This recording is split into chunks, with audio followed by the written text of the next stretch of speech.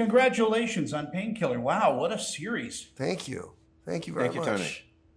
You've managed to make Matthew Broderick unlikable. It took some doing, right? I mean, he kind of starts off strong, and then by the end of it, you're like, this guy's the bad guy. Barry, I mean, this is based on your book. I mean, a ton of research, I would imagine, went into this. It was. I mean, it's been a big part of my life, of my career as a journalist. I first, got onto the story in 2001 when I was at the New York Times and we heard about this new drug, OxyContin, that its manufacturer, Purdue Pharma, was promoting as a wonder drug, as, a powerful prescription painkiller that was safe, that wouldn't get abused or get patients addicted. And when I started digging into the story, I discovered this is all a myth. It was essentially a scam.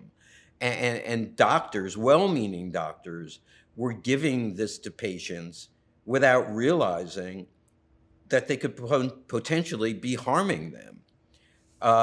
And so, to see 20 years later, this story become a show filled with these incredible actors and written by this remarkably creative team is a real thrill for me. And Eric, I mean, I've always said, your job is, executive producing anything is like herding cats. Your day every day has got to be different for you. I mean, with different problems and different things coming up.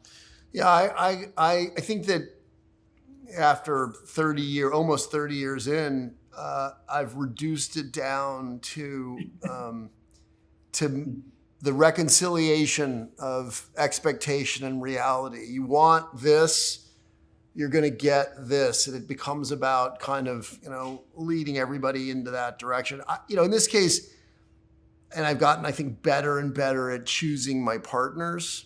I think that Barry and Peter Berg and Patrick Radden Keefe and Alex Gibney and Noah and Micah, it was our amazing cast. That's half the battle right there is the team. I think that, when you embark on something like this, it helps when you're all making the same show.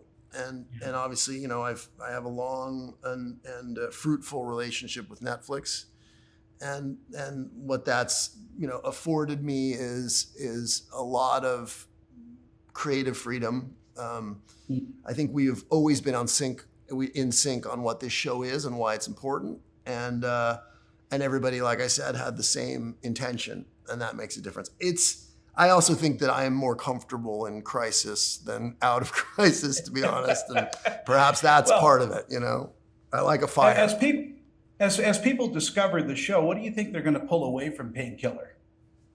I think what they'll pull away is a single idea, which is there's more than a single idea, but one, how the hell did this happen? And why did this happen? And why weren't the people who were supposed to protect us, the doctors, the regulators, the lawmakers, why didn't they stop it from happening? And ultimately, they're going to walk away outraged and hopefully feeling that in order to prevent this from ever happening again, we're the ones who are going to have to stand up and take action. Yeah, it's like my mom always said, the fall of humanity came when somebody invented the pocket, and then we had to put something in it. So congratulations on a great show. And, Thank you. Thank you, Tony, very much. Netflix is lucky to have you, and it's just terrific. That's what I keep telling them, Tony. I keep saying that. I said, you're lucky to have us. No, thank you. I'll make a few phone calls to make sure. Please. Thank you. Thank you so much. Take have care. a good day. Thanks so much.